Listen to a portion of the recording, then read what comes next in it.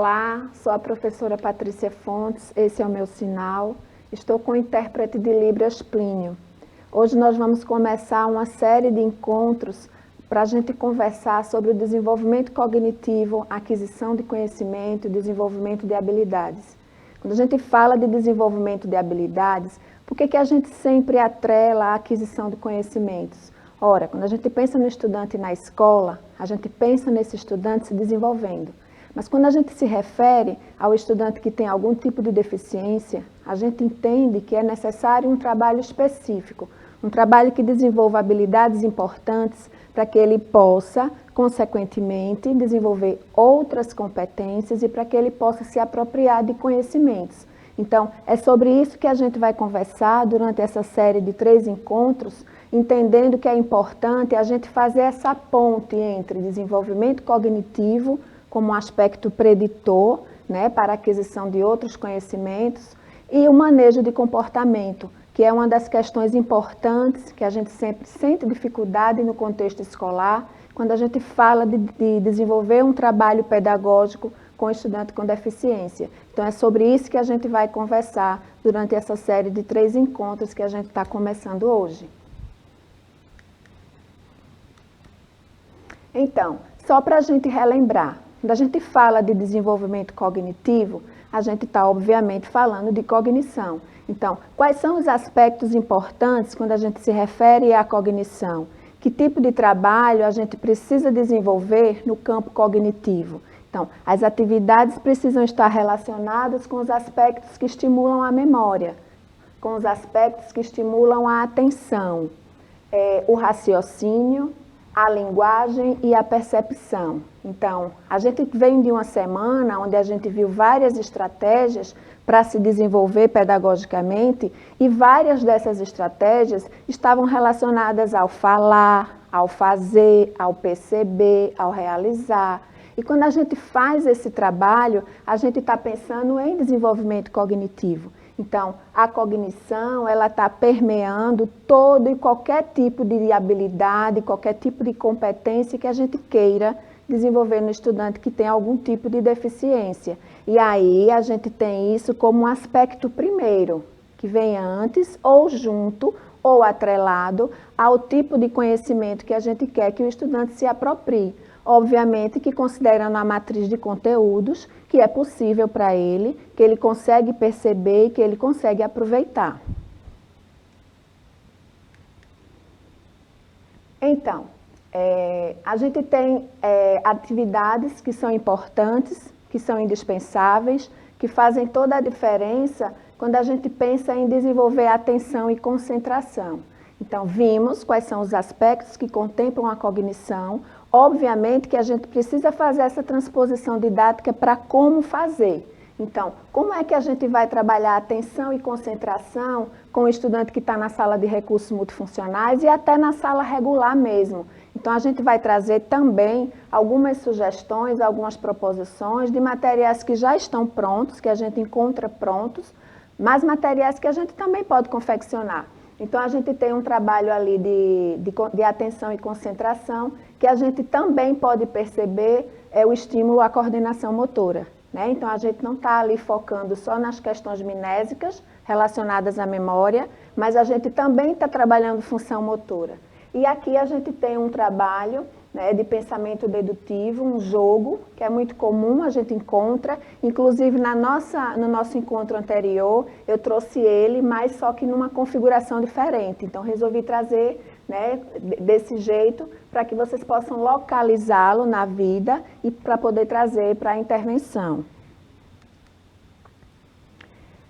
Percepção e discriminação, vejam que aquela atividade é uma atividade muito importante, é uma atividade que faz diferença quando a gente pensa de verdade nesse processo de atrelar coordenação, motricidade, com pareamento. Então, é um jogo, é uma atividade que a gente percebe que a criança vai ter que encaixar o pino base na cor, que está ali disponível para ser encaixado. Então, ele vai fazer uma associação de cores. Sem contar que nessa atividade ele também está trabalhando coordenação motora, as questões motoras, que é um aspecto importante, né, que é um aspecto que a gente precisa estar atento e perceber, porque muitos dos estudantes que chegam à sala de recursos, eles têm carências evidentes, carências importantes relacionadas à função motora.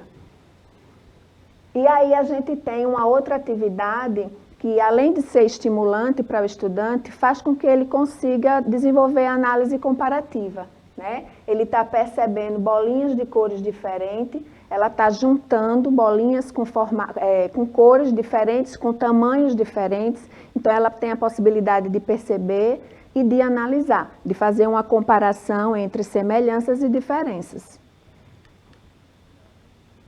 Aqui a gente está trabalhando, continua trabalhando com habilidades cognitivas, só que aqui a gente trouxe um exemplo de atividade com raciocínio lógico, né? Então, quando a gente pensa em raciocínio lógico, geralmente a gente se reporta ao raciocínio lógico matemático, né? E aí a gente trabalha raciocínio lógico com uma diversidade de atividades.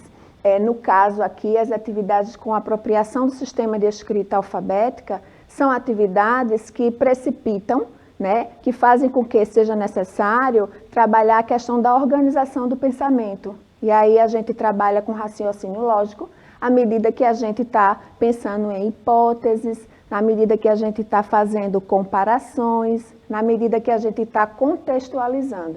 Então, é raciocínio lógico, sim, né?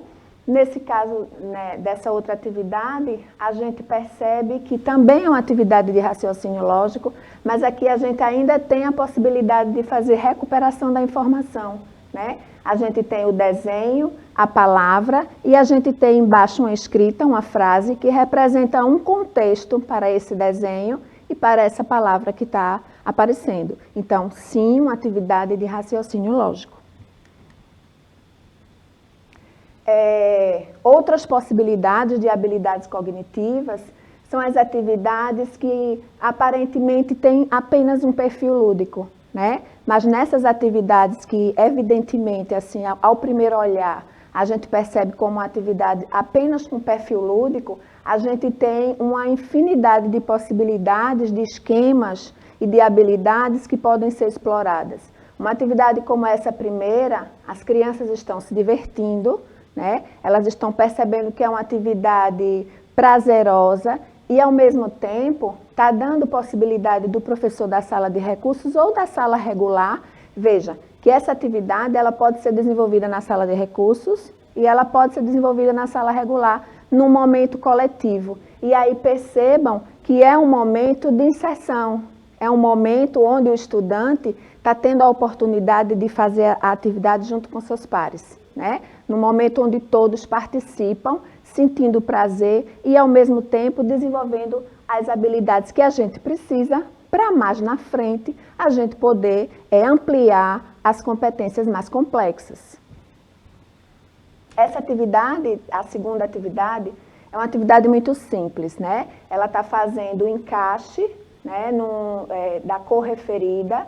É uma coisa simples, é um cotonete que ela está encaixando num canudinho. Então, assim, uma atividade que a gente pode confeccionar, que a gente pode fazer. As crianças criam um vínculo muito forte com uma atividade como essa e a gente está tendo a oportunidade de estimular, de perceber e avaliar, para que a gente possa direcionar também outras atividades que serão necessárias a partir do que a gente percebeu nesse momento.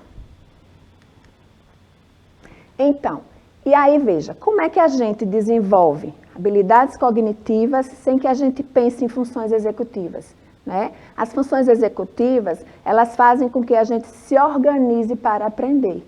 Elas fazem com que a gente possa interagir com o que está sendo proposto. Então, só para a gente relembrar, porque a gente também já falou sobre as funções executivas e a importância dela no processo de aprendizagem. Então, quando a gente trabalha estimulando e percebendo a importância das funções executivas, a gente está trabalhando com o autocontrole, né? O autocontrole que a gente precisa tanto quando a gente trabalha com estudante que está no espectro do autismo. O autocontrole que a gente precisa para estimular aquele estudante que tem uma paralisia cerebral, por exemplo, né? A flexibilidade comportamental. Lembram que a gente falou de funções conativas? E que as funções conativas, elas mexem com o nosso humor. Então, essa flexibilidade comportamental para o processo de aprendizagem é muito interessante. E a gente precisa considerar como um aspecto de organização para a interação com o que a gente está apresentando, com o que a gente está pedindo que o estudante faça.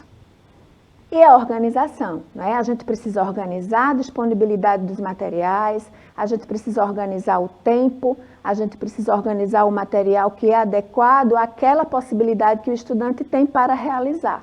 Então, vejam, memória, atenção, percepção, né? Atrelado a uma organização que vai propiciar desenvolvimento. Então, funções executivas e cognição não se separam quando a gente pensa em desenvolvimento global. E aí, mais algumas atividades, algumas sugestões, né? O quebra-cabeça, que é muito interessante, quando a gente pensa em organização para fazer. As atividades com Lego, né? A gente, além de se organizar, a gente tem uma infinidade de outras habilidades, de outras possibilidades de exploração a partir de uma atividade como o Lego. Percepção, atenção, organização, manutenção do foco, a questão da motricidade fina, organização para realizar o que ele pensou e até a possibilidade de estimular o estudante a construir o seu projeto, né? Porque o Lego, ele dá essa possibilidade de planificação, de construção de um projeto. A robótica, né, com a mesma intenção, hipótese, planificação, e não esquecendo nunca que as atividades relacionadas à criatividade, elas são indispensáveis. Além delas terem um potencial lúdico importante, que precipitam as funções conativas, lembram que a gente falou das funções conativas relacionadas ao prazer, às emoções, o que a gente sente quando está construindo uma atividade, quando a gente está participando de uma atividade. Então, as atividades que se relacionam com a ludicidade e que precipitam criatividade, elas são indispensáveis. Não só enquanto brincadeira, obviamente, considerando a importância da brincadeira, mas com uma intenção e com a prioridade que a gente estabeleceu no nosso plano de trabalho. Organização de estratégias, a gente tem aqui a Torre de Hanoi, né, que todas nós conhecemos, como uma possibilidade importante de percepção, de estratégia, de raciocínio lógico e como uma atividade também que precipita um manejo de comportamento, que é importante. Quando o estudante ele cria um vínculo, quando ele se sente desafiado e o desafio para ele é algo positivo, ele vai de verdade se envolver com a atividade. Essa segunda atividade é uma atividade muito simples, onde o estudante vai criar a estratégia, perceber o comando, se desenvolver e, ao mesmo tempo, ter a sensação de uma atividade boa, de uma atividade gostosa, que se configura na brincadeira. Então, percebam o tanto que é importante a gente fazer essa ponte entre as funções executivas associadas às questões cognitivas, que a gente precisa sim trabalhar, que a gente precisa perceber a importância quando a gente fala de desenvolvimento. E quando a gente fala do trabalho de educação especial, a gente está falando, a gente se refere ao desenvolvimento do estudante, à transformação. Então, não é um trabalho que se configura apenas no espontaneísmo. A gente precisa considerar aspectos que são importantes para esse avanço. E aí as funções executivas associadas à cognição, elas fazem com que o estudante possa ter um investimento, a gente possa possibilitar um crescimento nas habilidades relacionadas à atenção, à planificação, ao autocontrole, à manutenção do foco, à manutenção do seu engajamento na atividade e à organização. E essas são habilidades que não servem só para a escola, são habilidades que ele leva para a vida inteira e que ele vai utilizar em vários ambientes sociais. Então, no nosso próximo encontro, a gente vai falar justamente da importância dessa ponte, desse entrelaçamento para que a gente possa fazer manejo de comportamento. O manejo de comportamento que é um grande desafio para a aprendizagem. Então, espero vocês, conto com vocês, espero que tenham gostado da nossa conversa de hoje. Tchau, tchau.